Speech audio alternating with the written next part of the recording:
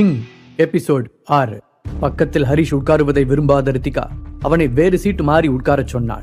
அதை கேட்டு ஹரிஷின் முகம் அவமானத்தில் சிவந்தது. அவர்களுடைய மற்ற கிளாஸ்மேட்டுகளும் ஹரிஷை கேலி செய்து சிரிக்க ஆரம்பித்தனர். என்னை பார்த்து கிண்டல் பண்ணி சிரிக்கிறீங்களா? நல்ல சிரிங்க. கூடி சீக்கிரம் நான் ஒரு பெரிய சாம்ராஜ்யத்தையே கட்டி எழுப்ப போறேன்.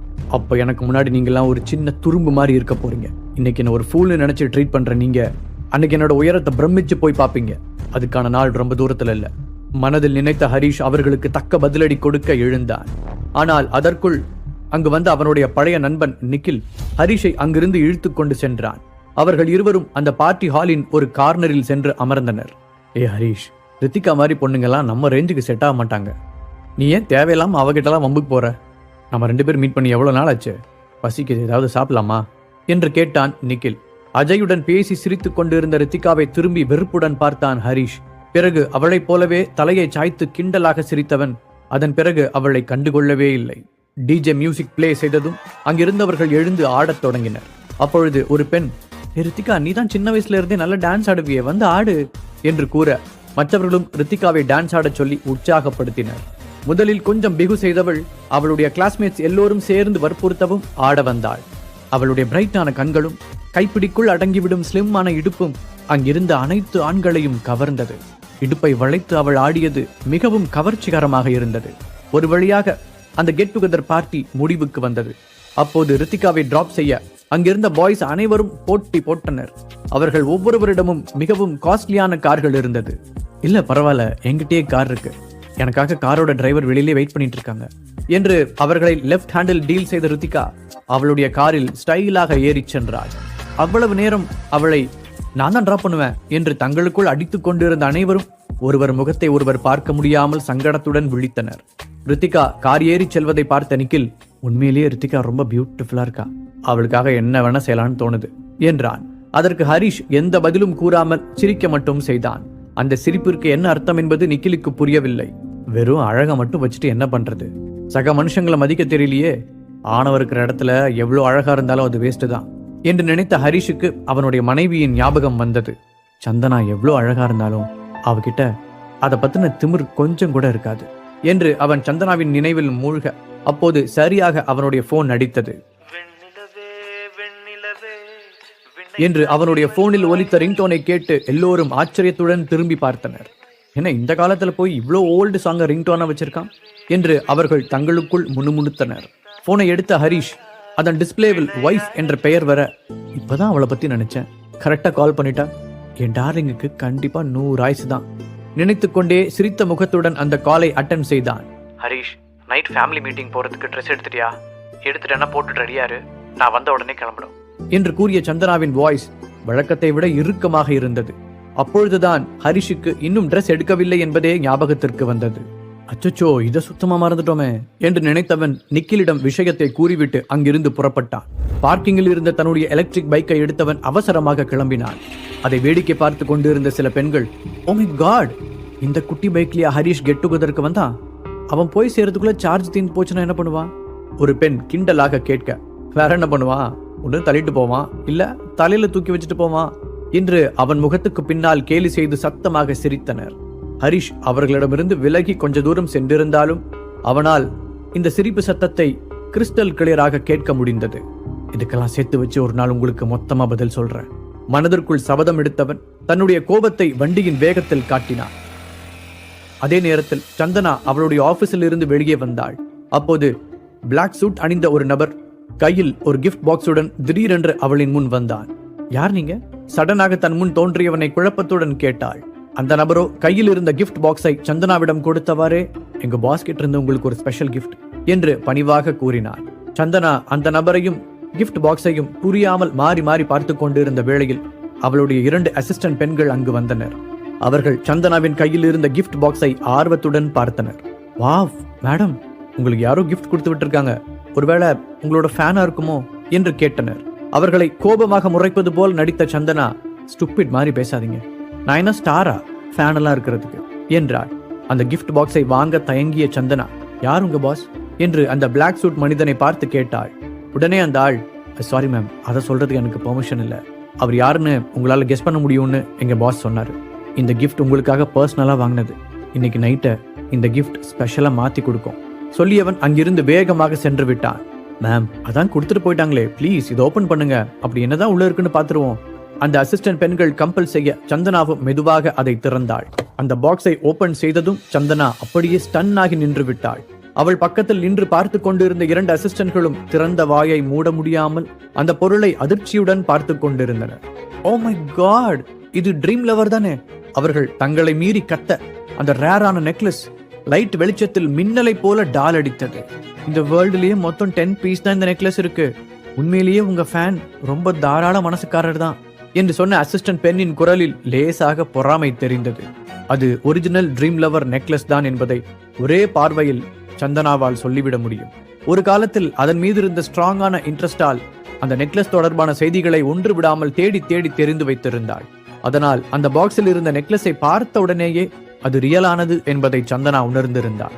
தன் பக்கத்தில் இருந்த அசிஸ்டன்ஸ் எக்ஸைட் ஆகி கத்தியதில் சுய உணர்வுக்கு வந்த சந்தனா இப்போதும் நம்ப முடியாமல் அந்த நெக்லஸையே பார்த்தாள். இவ்வளோ காஸ்ட்லியான கிஃப்டை நமக்கு யார் பிரசன்ட் பண்ணியிருப்பா? அவளுக்குள் குவெஸ்டின் எழுந்தது. ஒருவேளை அசோகா இருக்குமோ? ஆனா அவனால கூட இவ்வளோ காஸ்ட்லியான கிஃப்டை வாங்க முடியாதே. சப்போஸ் நமக்கு இந்த நெக்லஸை வாங்கி தரணுங்கிறதுக்காகவே அவனோட மொத்த சொத்தையும் வித்துட்டானா? இதை யோசித்த பொழுது சந்தனாவிற்கு அவளையும் அறியாமல் அசோக்கின் மீது ஒரு சாஃப்ட் கார்னர் உருவானது. இன்னைக்கு நைட் ஃபேமிலி கெட் டுகெதருக்கு நான் மட்டும் இந்த ட்ரீம் லவர் நெக்லஸை போட்டுட்டு போனேன்னா அங்க இருக்கிற எல்லா பொண்ணுங்களோட கண்ணும் என் மேலதான் இருக்கும். அப்படியே பொறாமையில வெந்துருவாங்க. அதை நினைக்கும் போது சந்தனாவிற்கு ஹார்ட் எகிரி குதிப்பதை போல ஒரே எக்ஸைட்டிங்காக இருந்தது. அதே நேரத்தில் இன்னொரு பக்கம் ஹரிஷ் அந்த ஃபேமிலி மீட்டிங்கிற்கு என்ன ட்ரெஸ் போடுவது என்ற குழப்பத்தில் இருந்தான். அவன் மால்களுக்கு சென்று சுற்றி பார்த்தான். அங்கிருந்த ட்ரெஸ் எதுவுமே அவனுக்கு பிடித்த ஸ்டைலில் இல்லை. ஃபைனலி ஹரிஷ் அவனுடைய சித்தப்பா அவனுக்காக ஏற்பாடு செய்திருந்த பர்சனல் செக்ரட்டரியை அழைத்து தனக்கான தேவையை கூறினான். உண்மையில் அந்த பர்சனல் செக்ரட்டரி நல்ல டேலண்டட் பர்சனாக இருந்தாள். அடுத்த ஹாஃப் அன் ஹவரில் ஒரு சிம்பிளான ஹேண்ட்மேட் சூட்டை பக்காவாக ரெடி செய்து அவனுக்கு அனுப்பி வைத்தாள். அந்த ட்ரெஸ்ஸை எடுத்துக்கொண்டு வீட்டிற்கு திரும்பினான் ஹரிஷ். அங்கு சந்தனா கண்ணாடி முன் நின்று தன்னுடைய கழுத்தில் இருந்த ட்ரீம் லவர் நெக்லஸை ஆசையாக ரசித்துக் கொண்டிருப்பதை பார்த்தான். நாம கொடுத்த கிஃப்ட் சந்தனாவுக்கு ரொம்ப பிடிச்சிருக்கும் போலயே. இந்த நெக்லஸ் சந்தனாவோட சங்கு கழுத்துக்கு இன்னும் பொருத்தமா இருக்கு. இவ கழுத்துக்கு வந்ததுக்கு அப்புறம் தான் அந்த நெக்லஸே இன்னும் அழகா தெரியுது நினைத்த ஹரிஷ் அவளை ரசனையோடு பார்த்தான். கண்ணாடி வழியாக ஹரிஷ் நிற்பதை பார்த்த சந்தனா அவ்வளவு நேரம் உற்சாகமாக இருந்த தன்னுடைய முகத்தை நார்மலாக மாற்றிக்கொண்டாள். அவனை திரும்பியே பார்க்காமல் ஏதோ ட்ரெஸ் எடுப்பதை போல பாவனை செய்தவள். ஹரிஷ் என்ற ஒருவன் அங்கு நிற்பதையே உணராதது போல அவனை முழுவதுமாக இக்னோர் செய்தாள். என்னாச்சு இவளுக்கு? டார்லிங், உனக்காக நான் பெரிய சாம்ராஜ்யத்தையே உருவாக்கி உன் காலடியில் வைக்கலான் இருக்கேன். நீ என்னடானா சில்லி மேட்டருக்கெல்லாம் என் மேல கோவப்பட்டு இருக்க? நீ வேணா பாரு, உன்னோட ஹரிஷ் உன்னை ஒரு பெரிய சாம்ராஜ்யத்துக்கே மகாராணியா உட்கார வைக்க போறான். அதுக்கான வேலைகளை நாளையில இருந்து ஸ்டார்ட் பண்ண போறேன். இனி நீ வேற ஒரு ஹரிஷை தான் பார்க்க போற. சந்தனாவை பார்த்தபடி மைண்ட் வாய்ஸில் பேசிய ஹரிஷ் அந்த ரூமை விட்டு வெளியே வந்தான். சோஃபாவில் உட்கார்ந்திருந்த திலகா ஹரிஷின் கையில் இருந்த பேக்கை பார்த்துவிட்டு முகத்தை சுளித்தார். இதான் அவனோட ட்ரெஸ்ஸா? இப்போ சீக்கிரம் மாத்திட்டு வா, இன்னும் 5 மினிட்ஸ்ல இங்கிருந்து கிளம்பணும் என்று அவசரப்படுத்தினார். ஓகே, நான் போய் ஃபாஸ்டா ட்ரெஸ் மாத்திட்டு வரேன் சொன்ன ஹரிஷ் வேகமாக அங்கிருந்த இன்னொரு ரூமிற்குள் சென்றான். சொன்னது போலவே ஃபாஸ்டாக ரெடியாகி வந்த ஹரிஷை பார்த்த திலகா, பரவாயில்ல, இந்த சூட் ஒன்றும் அவ்வளோ மோசமா இல்லை, இந்த டைம் தான் நீ கொஞ்சம் பார்க்குற மாதிரி ட்ரெஸ் பண்ணியிருக்க என்றார். அப்போது உள்ளிருந்து வேகமாக வெளியே வந்த சந்தனா, சீக்கிரமா கிளம்பலாம், இந்த டைமும் நம்ம லேட்டா போகக்கூடாது என்று சொன்னவள் அப்போதுதான் ஹரிஷை பார்த்தாள். அவள் முகத்தில் இருந்த இறுக்கம் கொஞ்சமாக தளர்ந்தது. ஆனால் அதை அவனிடம் காட்டிக்கொள்ளாமல் வேகமாக வெளியே சென்றாள். ஹரிஷ் காரை ஓட்ட மூவரும் அந்த கெட் டுகெதர் நடக்கும் அவர்களின் குடும்ப மாளிகைக்கு வந்து சேர்ந்தனர். அந்த மாளிகைக்கு வெளியே டசன் கணக்கான கார்கள் நின்று கொண்டிருக்க அதை பார்த்ததும் அங்கு ஏதோ லக்ஸுரி கார் எக்ஸிபிஷன் நடப்பது போல இருந்தது. சந்தனாவையும் திலகாவையும் அங்கிருந்த எல்லோரும் நன்றாக தெரிந்து வைத்திருந்தனர். ஆனால் அவர்களுக்கு பின்னால் வந்த ஹரிஷை யாரும் கண்டுகொள்ளவே இல்லை. அதே சமயம் அவன் மீது கொஞ்சம் அதிகமாக இன்ட்ரெஸ்ட் காண்பிக்கும் சிலரும் அந்த கூட்டத்தில் இருந்தார்கள். அதில் முக்கியமான ஒருவனாக சந்தனாவின் கசின் கார்த்திக்கை சொல்லலாம். இது போன்ற ஃபேமிலி மீட்டப்பின் போது ஹரிஷ் எங்கே இருந்தாலும் தேடி வந்து வம்பிழுத்து விட்டு செல்லாவிட்டால் அன்றைக்கு அவனுக்கு சாப்பாடு கூட இறங்காது. எப்போதும் போல ஹரிஷை கிண்டலாக பார்த்தவன், என்ன அதிசயம், இன்னைக்கு ஹரிஷ் ஹியூமன் மாதிரி ட்ரெஸ் பண்ணியிருக்கான், எனக்கே ஒரு நிமிஷம் அடையாளம் தெரியலன்னா பாத்துக்கோயேன் என்று அவனுடைய தோளில் வேகமாக தட்டினான். அவன் வேண்டுமென்றே வாய்ஸை ரைஸ் செய்து சத்தமாக பேசினான். இதனால் அந்த பார்ட்டி ஹாலில் இருந்த எல்லோருக்குமே அவன் பேசியது கேட்டது. ஹரிஷ் அவனிடம் எதுவும் பேசாமல் அமைதியாக சிரித்தான். என்னது, நம்ம இவ்வளவு கிண்டல் பண்ணியும் அசராம சிரிச்சுக்கிட்டே நிக்கிறான்? கடுப்பான கார்த்திக், இந்த ட்ரெஸ் நான் எங்கேயோ பார்த்திருக்கானே, ஞாபகம் வந்துருச்சு, கார்ல வரும்போது பிளாட்ஃபார்ம்ல பார்த்தேன், 100 200ன்னு கூவி கூவி வித்துக்கிட்டு இருந்தாங்க, அதானது என்று நக்கலாக கேட்டான். அவன் சொன்னதை கேட்டு சிலர் ஹரிஷை ஏளனமாக பார்த்தனர்.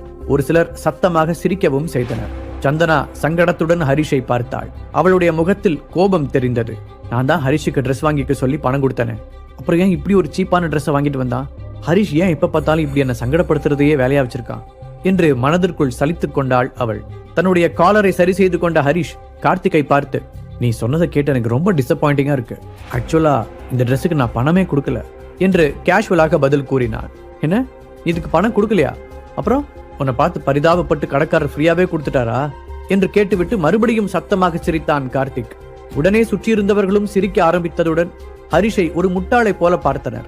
அதை கேட்டு திலகா மற்றும் சந்தனாவின் முகங்களும் மாறியது. திலகா ஹரிஷ் பக்கத்தில் நிற்க கூட பிடிக்காமல் விலகிச் சென்றார். ஹரிஷ், நம்ம போய் உட்காரலாமே, சந்தனா ஹரிஷின் காதில் ஒரு சலிப்புடன் கூறினாள். உண்மையை கூற வேண்டுமென்றால் சந்தனாவிற்கு இது போன்ற அவளின் குடும்ப நிகழ்வுகளுக்கு ஹரிஷை அழைத்து வருவதில் விருப்பமே இருப்பதில்லை. ஆனால் அவளுக்கு வேறு வழியும் இல்லை. ஏதாவது எமர்ஜென்சி சிச்சுவேஷனை தவிர மற்ற நேரங்களில் ஃபேமிலி மெம்பர்ஸ் அனைவரும் அந்த மீட்டிங்கில் கலந்து கொள்ள வேண்டும். சந்தனா, நான் நிஜமா உன்னை பத்தி பேசல. அப்படியே நீ தேவையில்லாம டென்ஷன் ஆவற. அது சரி, உன் ஹஸ்பண்டுக்கு வேணா ட்ரெஸ் எடுக்கிறதுல எக்ஸ்பீரியன்ஸ் இல்லை, அதுக்கான பணமும் இல்லை. ஆனா உனக்கு என்னாச்சு? இந்த மாதிரி ஒரு ஃபேமிலி கெட் டுகெதருக்கு இவ்வளோ லோவா ட்ரெஸ் பண்ணிட்டு வந்திருக்க.